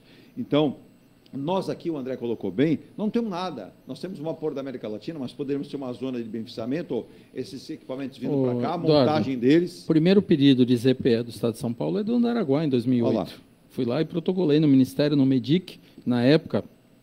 Falei quando estive com o governador em outubro, e ele não sabia. O único estado da federação que não tem um entreposto da Zona Franca de Manaus é o estado de São Paulo. O governador desconhecia esse fato. E eu tenho um pedido na SUFRAMA, que é a Superintendência da Zona Franca de Manaus, para que dentro do Andaraguá tenha um entreposto da Zona Franca. Por quê? Você falou de cabotagem. Aquilo que é produzido em Manaus, se vier por cabotagem até a nossa região aqui, a Baixada, lá em Praia Grande, eu consigo escoar para o Mercosul, para Argentina, Paraguai, Uruguai, Chile, para todos esses países, via aéreo, através do Andaraguá, ou via rodoviário. Porque da Porta do Andaraguá ao centro de Buenos Aires são 1.300 quilômetros, rodando de caminhão, e a Cidade de Leste são 1.100. Então, assim, a gente tem condições de abastecer todo o Mercosul a partir da Baixada Santista. Olha lá. Então, o que a gente não tem hoje? Eu falei isso há 15 dias atrás, para o governo do Estado, Secretaria de Desenvolvimento Econômico. A gente não tem a mão do Estado querendo o desenvolvimento da Baixada. Isso a gente não tem. Porque a partir do momento que tiver a mão com o peso do governo do Estado, você tem que fazer acontecer. Você falou em legislação dos municípios estão prontas. Legislação estadual. Há um zoneamento chamado Zoneamento Ecológico Econômico Costeiro, aprovado em 2013. Nós estamos em 2024. E esse zoneamento não serve de nada. Ele já determinou aonde pode e o que pode ser instalado na região. Só que isso é muito e sempre questionado pelo Ministério Público. Para que adianta você fazer uma lei quando vem o Ministério Público que questiona a competência da lei? Ou pode ou não pode. Exato. E aí o que acontece? Chega a notícia lá na capital, no estado de São Paulo, diz o seguinte: para que eu vou investir na Baixada e eu vou ficar 8, 10, 12 anos quando eu posso fazer na Bahia, no Espírito Santo, posso fazer no Nordeste, nós temos um negócio lá em PCI, no Ceará, você faz em 2 anos, você põe uma fábrica de pé. O governador vai na obra. Ele me chama, toda vez que eu vou, ele me chama para ir no palácio, para almoçar, para ver. Então, aí você fala, para que eu vou insistir na Baixada? E aí, outro dia, encontrei o prefeito Luiz Maurício em Brasília e perguntei para ele, prefeito, o senhor consegue imaginar o que teria sido do Litoral Sul se tivesse feito o Parque da Xuxa? O senhor hoje, quando vai lá visitar o Beto Carreiro, que o senhor vê tudo que levou no entorno, o senhor fica imaginando que poderia ter trazido aqui para o entorno de Itanhaém, Mongaguá, Piruíbe, até a própria Praia Grande, que cresceu, mas poderia ter atrelado muito mais hotéis, tal, quando a gente tivesse um parque funcionando. Então, quer dizer, o que adianta a gente ficar negando, Eduardo, e a gente não ter o desenvolvimento? Essa é uma questão que o André, isso rende mais programas, com certeza, até já vou pegar esse fato, para que nós possamos trazer algumas autoridades, 2 ou 3 aqui, em breve novidades aqui no programa também. Então, posso até dar um resumo do que o André falou. Para colocar isso bem claro, viu, Ailton? Diga lá, só antes do Ailton, só para me finalizar aqui, a gente caminhar para o encerramento, ainda tem esse tema que eu citei, a questão do crime e a violência elevados que estão afastando investidores, mas um destaque aqui para você que está aí curtir a praia, né? As férias acabaram de janeiro, mas tem gente que está entrando em férias agora de carnaval, né? Exato. E o sol está aí de novo, né? Então, o verão é sinal de praia lotada sempre, e para manter a segurança e o bem-estar da criançada, confira alguns cuidados, hein? Evite a exposição do sol, daqui a pouquinho, 10 da manhã até às 16 horas. Para as crianças, a altura segura na água é no máximo no umbigo. Aquela história, água no umbigo, sinal de perigo. Vista as crianças com roupas chamativas, fácil de utilização. Colorida, com desenho, não importa, para que chame atenção também, né? Quer saber mais? Então acesse santos.sp.gov.br ou nas redes sociais. A sua diversão é a nossa praia, apoio Prefeitura de Santos. Diga aí, Ailton. Então, acho que dá para sintetizar o programa de hoje com 2 posições. Eu acho que com 2 posições que eu digo com 2 colocações. Eu acho que a gente vive um problema de falta de segurança jurídica, né? Porque o empresário quer investir e não tem as regras do jogo colocadas, a regra colocada durante o jogo, não antes do jogo. Colocada e respeitada, né? Colocada e respeitada durante o jogo e não antes do jogo. Imagine no futebol, se fosse jogar, no meio do jogo alguém bota a mão na bola, pode, vale gol. Agora mudou, agora mudou. Eu lembrei agora, recentemente, você está falando isso, eu lembrei quando o deputado Alberto Mourão esteve aqui, foi muito bom, até agradecer a assessoria dele, a deputada, foi utilizado aí mais de 10 minutos o programa em relação ao que ele falava, ele dizia assim, Eduardo, eu fui conversar com o ministro da Educação e pedi para ele justamente criar essa universidade em Praia Grande, mas não é para Praia Grande, é para toda uma região com 2 milhões de habitantes. Qual foi a fala do ministro? Não tenho dinheiro. Agora, continuamos sem dinheiro, ou eu estou errado? Não. Só que anunciou-se, por exemplo, a construção de um ITA no Ceará. Estou dando só um exemplo. E tem um polo aeroespacial que está sendo construído na Bahia agora. Está sendo montado na Bahia, perto de Salvador. Então, também tem muito isso do Sudeste, da nossa região, não haver um fortalecimento onde você teria, pessoal ligando aqui, você teria todos juntos, unidos, por um mesmo objetivo. Eu vou citar o exemplo, região perto onde o irmão da Virgínia mora, lá que é a Serra Gaúcha, todos os prefeitos sentaram, se uniram e falaram assim, a gente precisa de um aeroporto aqui para a região, um aeroporto mais moderno. Aí é o seguinte, tem área na tua cidade? Não tenho área para isso não, cara. Eu não tenho, Virgínia tem. Aí o Ursino lá na ponta falou, eu tenho. Caxias do Sul, prefeito de Caxias do Sul, eu tenho, faço a terraplanagem, todo mundo bateu, vamos lá. O governo federal falou assim, não tenho como dizer não. E aí a obra está seguindo, a obra já não tiver concluída. Isso foi há 2 anos atrás ou 3 anos atrás. Então, a gente não tem isso aqui na região. Aí você pega uma notícia como essa, crime, violência elevados afastam os investidores para o Brasil e deixa de fazer o nosso PIB crescer.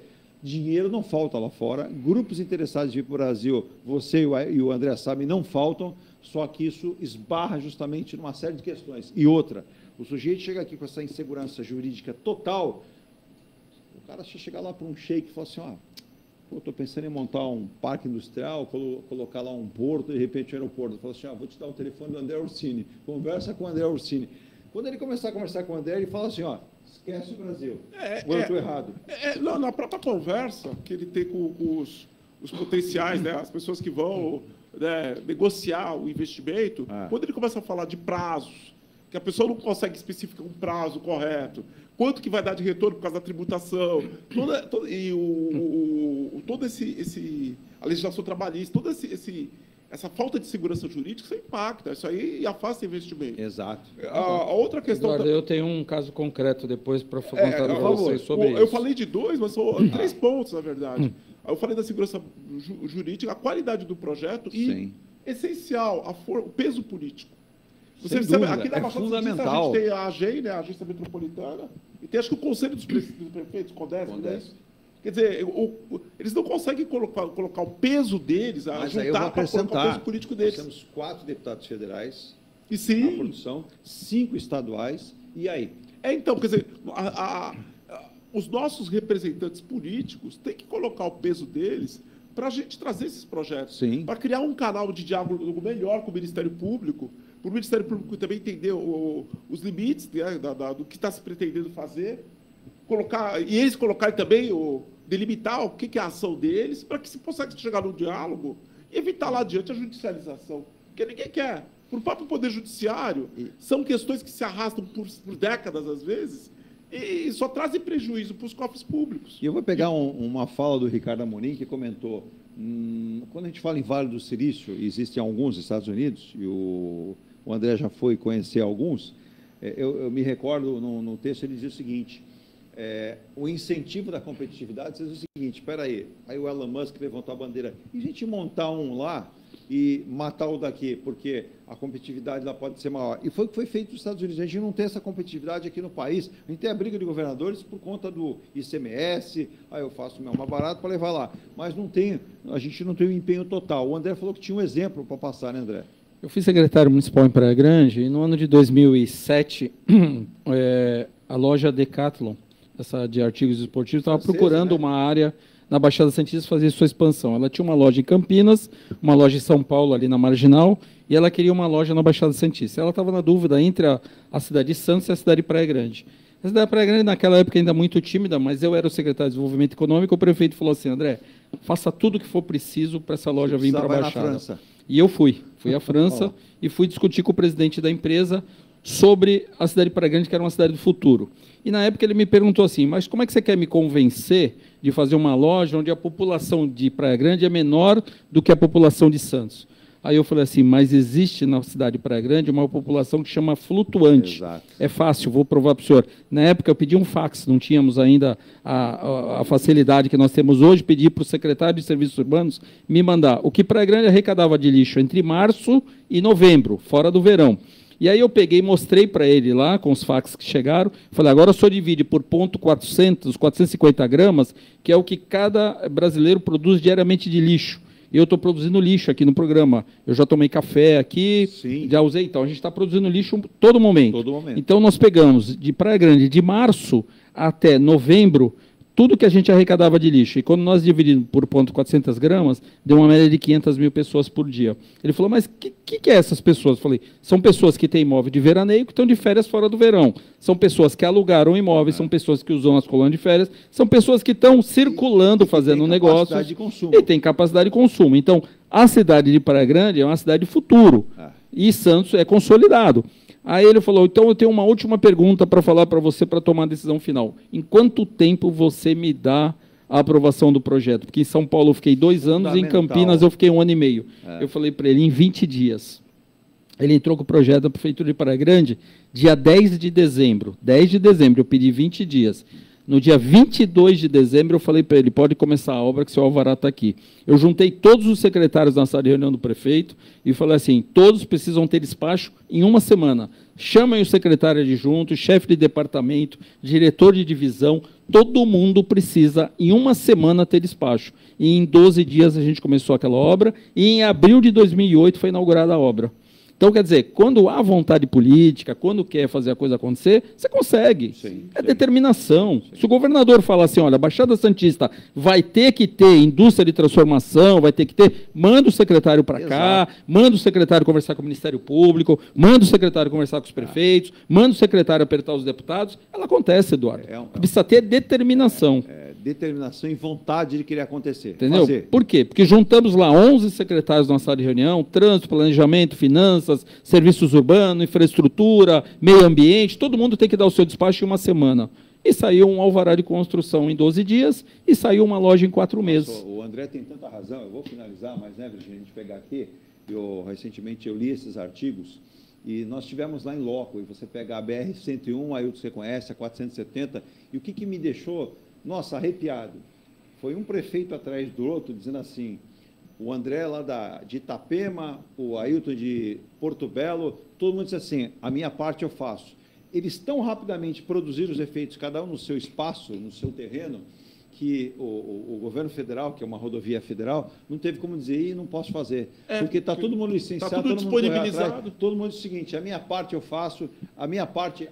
Inclusive, teve prefeito, o seguinte, colocou a Câmara Municipal num sábado e falou assim, ó, é para votar esse negócio aqui, se não votar, vocês não têm mais nada de mim. E votaram. Então, está faltando isso que o André colocou. Ailton, para finalizar, é exatamente isso. Eu vou até pedir licença aí, que eu não gosto de citar nomes. Mas eu vou falar uma coisa. Hoje, nós temos no Ministério do Planejamento a Simone Tebet, que eu acho do MDB, né? Ela é uma pessoa, pelo menos tem demonstrado uma cabeça bem aberta.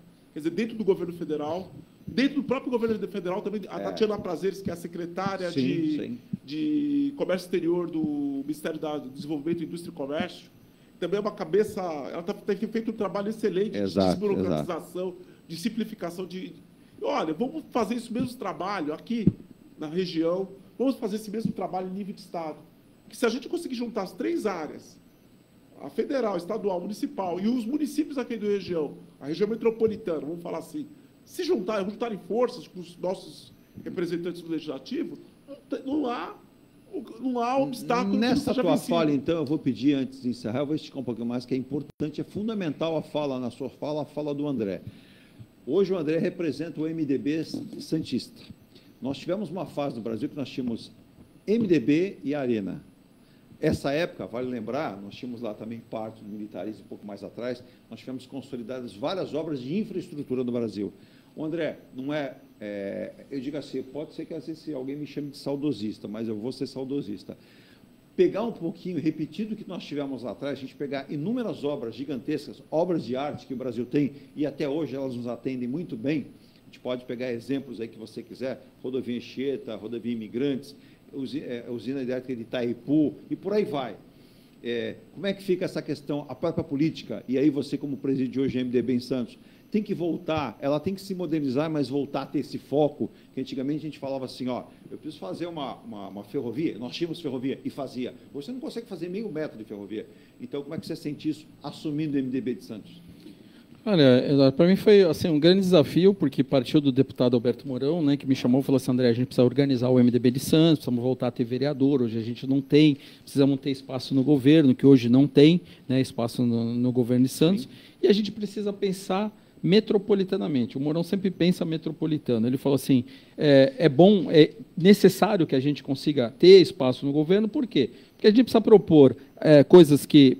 Hospital de referência em Santos, a gente precisa ter transporte metropolitano, porque quem está lá em Piruíbe não pode gastar 60, 80 reais por dia para fazer um exame e perder um dia de trabalho. Não dá. Ele tem que pegar única passagem em Piruíbe, vir parar aqui em Santos, fazer o seu exame de referência e voltar, gastando aí 15, 10 reais no máximo. E entendeu? Tem o pessoal da hemodiálise, tem todo um grupo, aí desculpa te interromper. Não, mas é isso. O que o Mourão colocou para mim, ele falou assim, se faz necessário o teu empenho, porque ele sabe assim, eu sempre falo assim, eu me mantive muito afastado da política porque eu cuido das minhas empresas, eu cuido dos meus negócios. Mas ele falou assim, se faz necessário um empenho, por quê? Porque a gente sente a necessidade do pensamento metropolitano. Então, qual é a ideia do MDB de Santos? É que a gente consiga reunir, e eu estou aqui conversando com você, e o secretário de administração de Guarujá está me chamando aqui no WhatsApp, e eu converso com o Guarujá hoje, converso com o Cubatão, converso com o Bertioga. Representantes para a eleição municipal desse ano?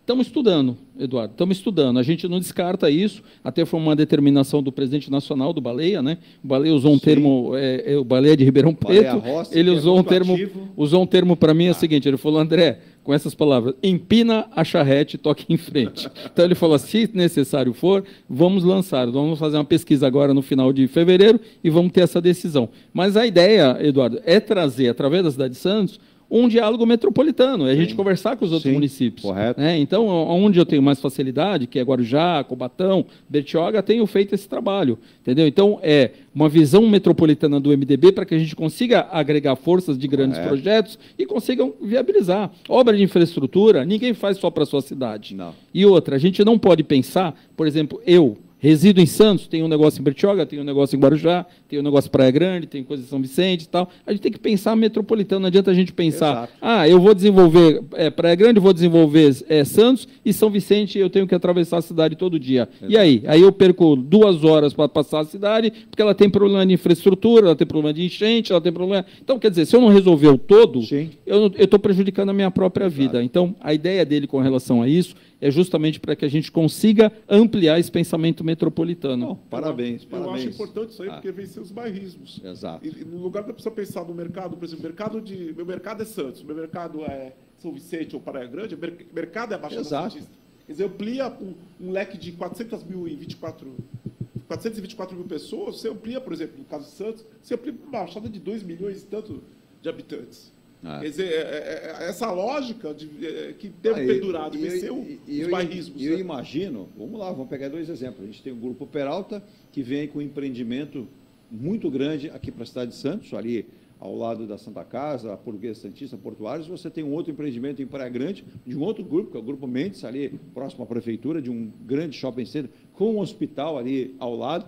A gente precisa parar, né, apenas para pensar em atos isolados, precisa pensar numa concepção contínua de mais investimentos para a região.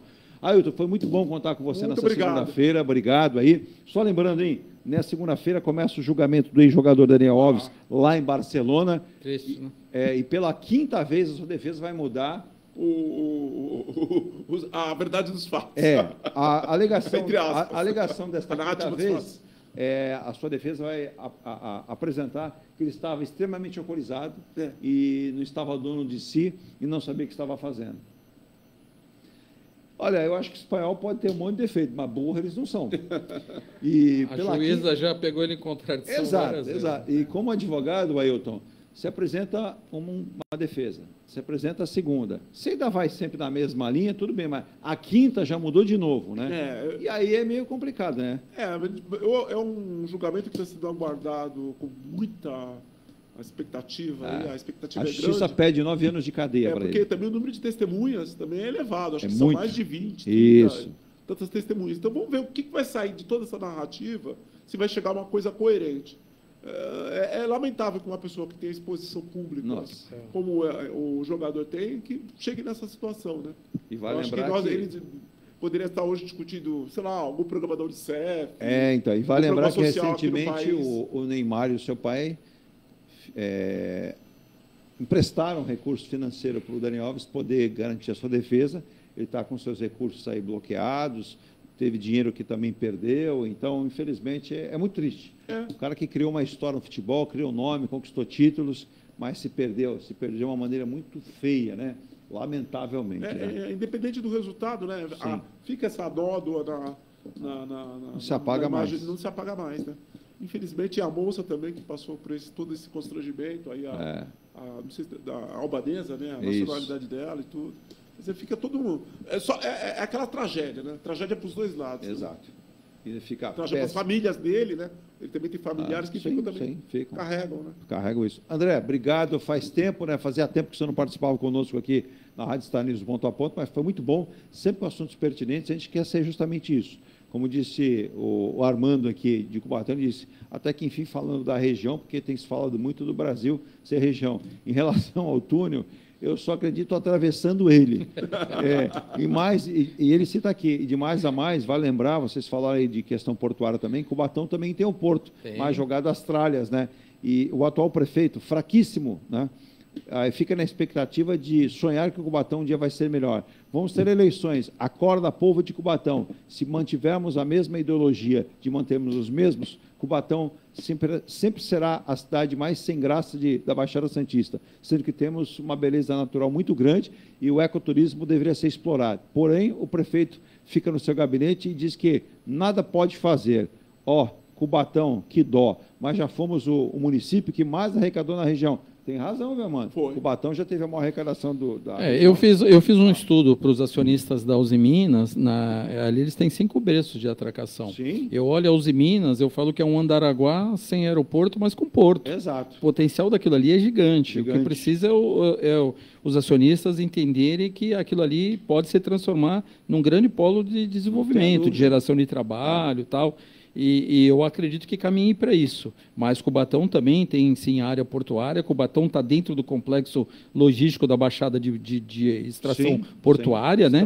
E eu acho que é estratégico que Cubatão também retome o protagonismo que já teve no cenário nacional, né? Logicamente que hoje são outros. Eu fiz um levantamento, a questão de um ano atrás, quase não se tem mais dono, né, de indústrias em Cubatão. 90% delas estão em grupos internacionais, né? Então você demora muito para ter uma decisão. Tem dinamarqueses, tem holandeses, tem muita gente de fora, né? Mas a gente tem que ter um viés de desenvolvimento para isso. Mas veja bem, e os canais com essas empresas?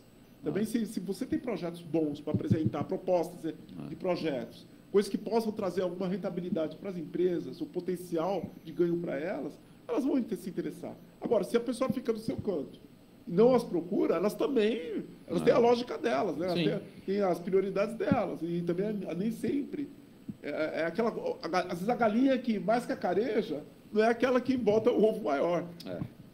Vale Ou minha avó falava, quem não é visto não é lembrado. Ô Claudino, hoje não dá mais tempo, a gente já estourou em quase 20 minutos, mas ele diz assim, vocês não falaram em relação ao túnel de desapropriações, não estão falando, mas elas terão que acontecer. A gente põe isso num outro programa, mas também esbarra muitas vezes nessa situação. Esperemos que não, que possa ser resolvido. André, ótima semana. Obrigado. Bom carnaval, vai ficar aqui pela Baixada, vai descansar em outro lugar? Olha, Eduardo, eu pretendo dar uma saída para descansar, mas eu dependo ainda também de ver um caso familiar lá da minha mãe, de doença e tal, mas pretendo pelo menos uns diazinhos descansar. Descansar um pouco. O Ailton também vai curtir o carnaval na Baixada? Eu vou ficar por aqui, tem também trabalho aí que eu não posso me afastar, tem os clientes e tudo. É isso aí. Nós somos liberais, vírgula. Nós temos... O reinado de Momo vai ser aqui mesmo, vai ser de Brás Cubas. Vai ser estudando os casos, vai ser com o computador ligado, O Brasil... acabaram as férias, né? Vamos falar assim. Olha, muito obrigado, Edu, muito obrigado a todos. Ótima semana. Uma ótima semana. Vai ter calor. Mas, segundo o IMIT aí, muitas chuvas também. Muitas chuvas também. Diz que fevereiro vai ser de calor, mas com muitas chuvas, principalmente no final do dia. Um abraço para o André também. Boa sorte para ele nos projetos aí. E aí, presidente do MDB também. Da condução do MDB aqui da Baixada. Vamos ficar atentos, porque as eleições... a gente está em fevereiro, daqui a pouco a gente está em abril, março, e vai voando, o ano voa. Passou o carnaval... Já estamos em março. Tem gente que já está começando a fazer a lista de presentes para o Natal. Eu não chego nesse ponto. Eu ainda estou pagando as dívidas do Natal. Esse é o problema. Passar o ano pagando as contas. Regina, vamos embora? Tchau. Bom dia. Boa tarde para todos. Rádio Star News Santos continua com você 24 horas. Tchau.